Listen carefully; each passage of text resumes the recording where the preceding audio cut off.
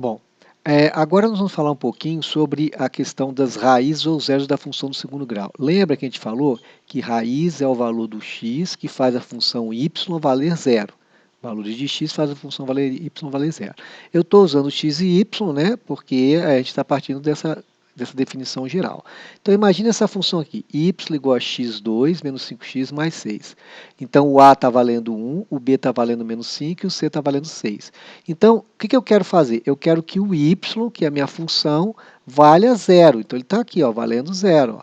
Então, esse y está valendo zero. Então, eu tenho, na verdade, ao tentar achar a raiz, eu caí numa equação aqui, ó, x2 menos 5x mais 6 igual a zero.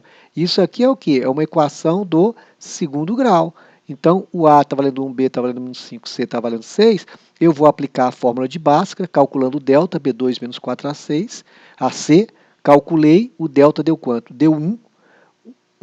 As raízes seriam calculadas como no menos b mais ou menos a raiz do delta sobre 2a. Então, eu somo o delta e subtraio o delta e calculo as raízes. Então, substituindo os valores, né, ó, menos o b está valendo menos 5, né, ó, mais ou menos a raiz do delta. O delta eu calculei aqui anteriormente, deu 1. 2 vezes a, o a está valendo 1, ficou 5 mais ou menos 1 sobre 2. Então, uma raiz é 5 mais 1 sobre 2, a outra raiz é 5 menos 1 sobre 2. Então, as raízes deram 3 e 2. Então, veja, resolver, achar as raízes da função do segundo grau implica em resolver uma equação do segundo grau, assim como achar as raízes de uma função do primeiro grau implica em resolver a equação do primeiro grau correspondente. Claro isso aí? Então, isso é importante a gente ter essa ideia. Então, isso é achar as raízes. Então, fechando o que nós falamos, né, ó, achar as raízes acaba sendo resolver uma equação do segundo grau. E como sabemos, essa equação do segundo grau pode apresentar três possibilidades a depender desse cara aqui, ó, do delta do discriminante, porque isso aqui faz parte da minha fórmula da resolução de equação do segundo grau. O delta que é B2 menos 4AC. Se esse delta for positivo, então eu vou ter uma raiz de um número positivo, perfeito, por exemplo, 16.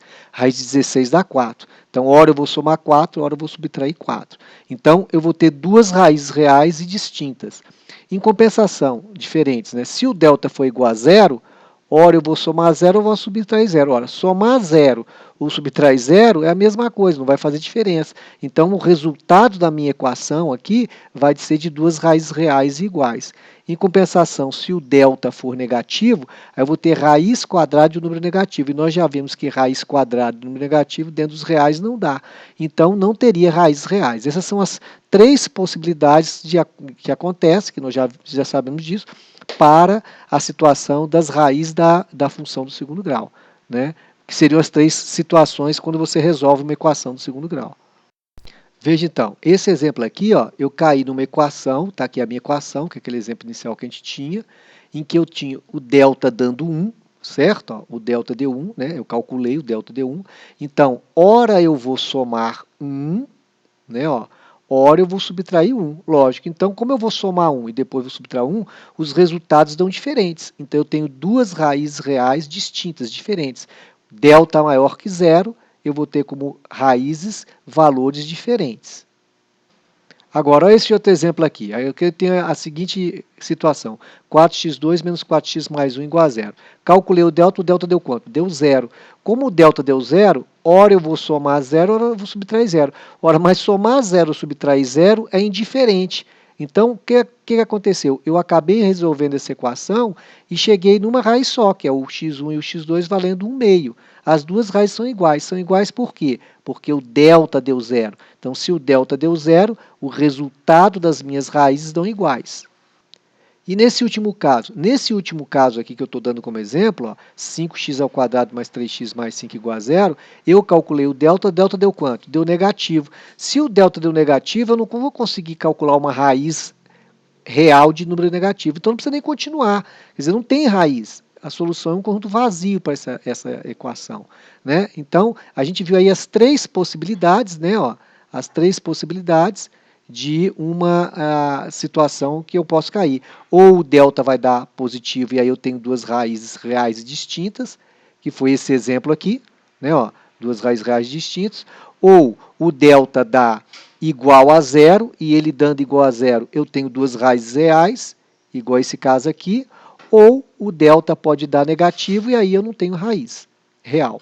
Bom, vamos aqui explorar mais um pouquinho do gráfico aqui da função do segundo grau, falar mais algumas coisas sobre ele e apresentar aqui as raízes dentro dessa situação. Então está aqui a função y igual a x ao quadrado menos 2x menos 3. O que eu fiz? Eu peguei, chutei vários valores, por enquanto eu estou sempre fazendo assim, e fui calculando. Por exemplo, aqui, ó, quando o x era menos 2, eu coloquei menos 2 ali no lugar do x, ficou menos 2 ao quadrado, coloquei menos 2 no lugar desse x aqui, então ficou menos 2 vezes menos 2, menos 3. Fiz a conta, deu 5. Então ficou o ponto menos 2 e 5. Fiz a mesma coisa com menos 1, deu menos 1 e 0. O 0 deu 0 e menos 3. O 1 deu 1 e menos 4. 2 deu 2 e menos 3. Então montei todos os parzinhos e liguei fazendo aqui a minha função do segundo grau, que eu já sei que é com a concavidade sorrindo, né, com a boca para cima, porque o A aqui é positivo, a gente já tinha falado sobre isso. O que eu queria chamar a atenção é que nesse caso aqui, ó, olha como é que a minha parábola faz. Ela faz esse aspecto, ela tem um vértice aqui, ó, que é esse ponto mínimo aqui, ó, que é, ela vem, descendo, descendo, descendo, depois começa a subir. Então essa mudança nessa direção gera o que a gente chama de vértice da parábola. E aqui eu chamei a atenção em azul, ó, os valores que fazem a função valer zero, são as raízes. Ó. Menos 1 é uma raiz, faz a função valer zero. O 3 também é uma raiz, porque faz a função valer zero. E as raízes furam o eixo do x, né, o eixo horizontal. Isso a gente já tinha visto na função do primeiro grau. Ah, então a raiz está sempre aqui furando quando eu desenho? Sempre. Raiz fura x? Sim, raiz fura x. A raiz fura x. Sempre. Ó. E outra coisa que a gente vai observar já aqui, ó, é que esse menos 3, ó, é onde fura o eixo y, né, ó, o termo independente. A gente já tinha falado isso para a função do primeiro grau e aqui continua valendo também para a função do segundo grau. Por enquanto, essas observações.